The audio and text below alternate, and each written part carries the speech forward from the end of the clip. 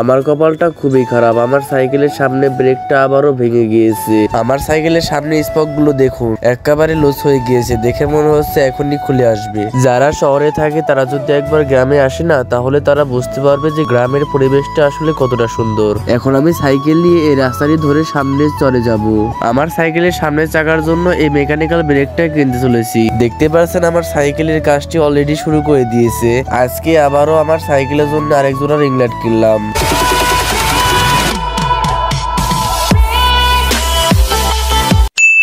আজকে সকালবেলা ঘুম থেকে উঠে দেখি আমার সাইকেলটি খারাপ হয়ে গিয়েছে। তো কি সমস্যা হয়েছে আমি এখন এটা বলতেছি। সকালবেলা ঘুম থেকে উঠে দেখি যে আমার সাইকেলের সামনের চাকার স্পক গুলো অনেকটাই লুজ হয়ে গিয়েছে, এতটা পরিমাণ লুজ হয়ে গেছে যে আমি ভাবতে পারিনি। এরপর দেখি সাইকেলে একটা স্পকও ভেঙে গিয়েছে। মূলত এগুলো হওয়ার কারণ হলো একটাই যে আমি রেগুলার হুইলি করি এবং অনেক স্টান্ট করে থাকি এবং প্র্যাকটিস করে থাকি, সেই কারণে মূলত আমার সাইকেলের স্পক গুলো লুজ হয়ে গিয়েছে। এখন কিছু করার নেই, এখন মনে হয় আমার সাইকেলটি সার্ভিসিং করাতেই হবে। তো আপনাদের ভালো মতো দেখানোর জন্য আমি সাইকেলটা একটু উল্টো করে নিলাম। তো এখন দেখতে পাচ্ছেন আমার আঙ্গুলের সামনে এবং কি আমার হাতের এখানে অনেকটা পরিমাণে লুজ হয়ে গিয়েছে। স্পক গুলো কিন্তু হাত দিয়ে দাবানো যাচ্ছে, এখন এটা সার্ভিসিং করাতেই হবে। সার্ভিসিং না করলে এখন সাইকেলটি চালানো যাচ্ছে না, কারণ দেখতে পাচ্ছেন সাইকেলটি অনেকটা পরিমাণ টাল হয়ে গিয়েছে। টাল হয়ে যাওয়ার কারণে এখন সাইকেলটি ভালো মতো চালাতে পারছি না, এই কারণে এখন আমাকে সাইকেলটি সার্ভিস করাতেই হবে। এছাড়াও আমার সাইকেলের সামনে ব্রেকটি হঠাৎ করে ভেঙে গিয়েছে, সামান্য একটু পরিমাণ ভাঙার জন্য এই ব্রেকটা পুরোটাই বাতিল হয়ে গিয়েছে। এখন আমাকে নতুন একটা মেকানিক্যাল ব্রেক নিতে হবে, কারণ এই ব্রেকটা চাপ দিয়ে ধরা পরে ভালো মতো ব্রেকটা ধরে না, ধরলে পরে উপর দিকে উঠে যায়। এই কারণে আমাকে এখন এটা পাল্টে নতুন একটা মেকানিক্যাল ব্রেক কিনতে হবে। এর আগে ভিডিওতে আপনারা হয়তো বা দেখেছিলেন যে আমি একটা স্ট্যান্ড কমপ্লিট করতে গিয়ে আমার সাইকেলের পিছনে ব্রেকটা ভেঙে গিয়েছিল,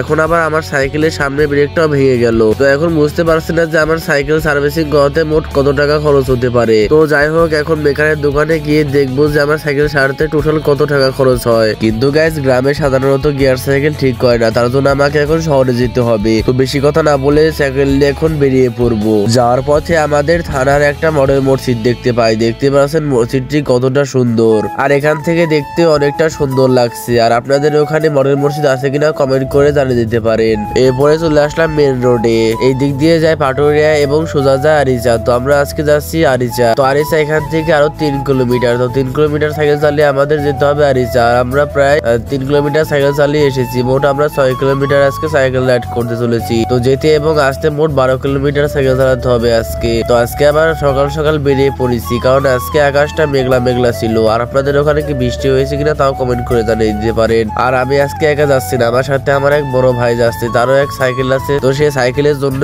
কিছু এক্সেসরিজ কিনবে। তো আমি বললাম চলুন আমরা দুজন একসাথে যাই। তো এরপরে আমরা সাইকেল নিয়ে মেইন রোড দিয়ে চালাতে লাগছিলাম, আর আশেপাশে ভিউ গুলো দেখতেছিলাম যে অনেকটাই সুন্দর। তো আপনারা যারা শহরে থাকেন তারা যদি একবার গ্রামে আসেন তাহলে বুঝতে পারবেন যে গ্রামের সৌন্দর্য কতটা সুন্দর। আর গ্রামের দৃশ্যটা অনেক সুন্দর লাগছে। এখান দিয়ে আগে অনেক গাছপালা ছিল, কিন্তু এখন এতটা গাছপালা নেই, কারণ অনেক গাছপালাও কেটে ফেলেছে। তো আশেপাশে ভিউ দেখতে দেখতে আমি আর আমার বড় ভাই যাচ্ছিলাম আরিচার দিকে, কারণ আশেপাশে ভিউ গুলো অনেকটাই সুন্দর ছিল। তো চলুন বেশি কথা না বলে দোকানের ওখানে যাই, তারপর আপনাদের সাথে দেখা করছি। তো এরপরে চলে আসলাম দোকানে, আর দোকানে এসে কিছু মেকানিক্যাল ব্রেক দেখতেছিলাম আমার সাইকেলের জন্য। এখানে আমাকে দুটো মেকানিক্যাল ব্রেক দিচ্ছে, কিন্তু আমার একটা পছন্দ হচ্ছে না, কারণ এগুলো খুবই লো কোয়ালিটির। তো আমি ভাবছি যেগুলো লাগাবো না, এগুলো প্রাইস 150 টাকা করেছিল এক একটা। তো আমি ভাবলাম যে আমার সাইকেলে যেগুলো লাগাইছিলাম তো ওগুলো পরবর্তীতে লাগাবো। তো ওগুলো প্রাইস 200 টাকার মতো, কিন্তু আমি এখন এতগুলো টাকা নিয়ে আসিনি। তো তার জন্য এখন আমি আপাতত ব্রেক গুলো নিবো না, পরবর্তীতে আমি ব্রেক নিবো, কারণ আপাতত যেহেতু পিছনে ব্রেকটা ছিল তার জন্য আমি আর এই ব্রেকটা নিলাম না। তো এরপরে আমার বড় ভাই বলছিল যে তোমার যে রিং লাইট কিনেছিলে সেগুলো কি এখানে আছে নাকি? তো আমি বললাম হ্যাঁ এগুলো এখানে আছে, আর এখান থেকে আমি কিনেছিলাম। তো তারপর সে বললো যে আমাকে এক জোড়া কিনে দেওয়ার জন্য।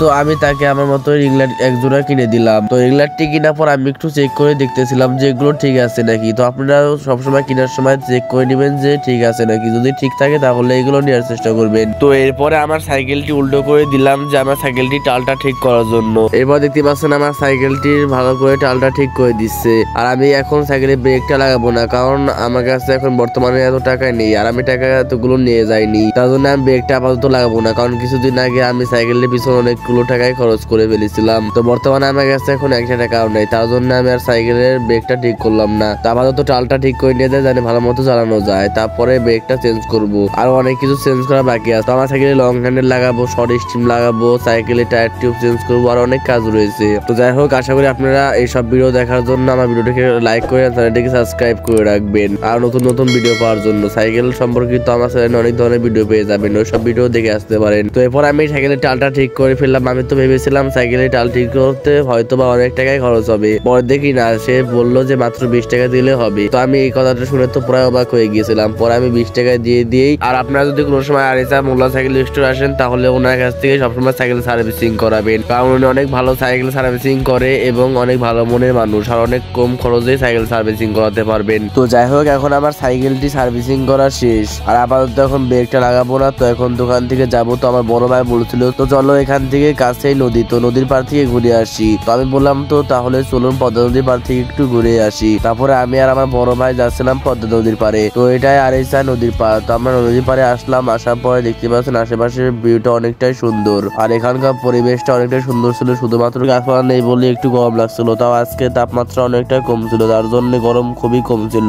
এরপরে আমরা সাইকেল নিয়ে চলে আসলাম নদীর তীরে, আর নদীর তীরে আসার পর দেখলাম সামনে একটা বড় চর পড়েছে, আর ওখান থেকে বেকু দিয়ে মাটি কেটে আনছে। তো আমি আর বড় ভাই চিন্তা করলাম যে চরের মাঝখানে যাওয়া যাক, কারণ অনেকদিন ধরে চরের মাঝখানে যাওয়া হয়নি। তো তারপর আমি বললাম তো চলুন যাই, আর চরের মাঝখানে গিয়ে আশেপাশে সৌন্দর্যটা আপনাদের মাঝে তুলে ধরি। তো দেখতে পাচ্ছেন আমি রাস্তা দিয়ে যাচ্ছি, আর দুই পাশে ভিউটা কিন্তু অনেকই সুন্দর লাগছে। মধ্যে দিয়ে রাস্তা কেটেছে, আর দুই পাশ দিয়ে নদীর পানি রয়েছে, আর অনেকটাই সুন্দর লাগছে। নিজের চোখে না দেখলে আপনারা বিশ্বাসই করতে পারবেন না। তো যাই হোক, চরের ভিতরে আসলাম, আর আসার পর আপনাদের ভিউ গুলো দেখালাম, আর অনেকটা দেরি হয়ে গিয়েছে, প্রায় 12টার মতো বেজে গিয়েছিল। তো এরপরে আমার আর আমার বড় ভাইয়ের সাইকেল একটা উপরের জায়গায় দাঁড় করে দিয়ে আর আমরা নিচ দিকে চলে যাচ্ছিলাম। আর দেখতে পাচ্ছেন দেখা যাচ্ছে যে আমি পাহাড়ের নিচে আর আমার সাইকেল উপরে, আর এটা দেখতেও অনেকটাই সুন্দর লাগছিল।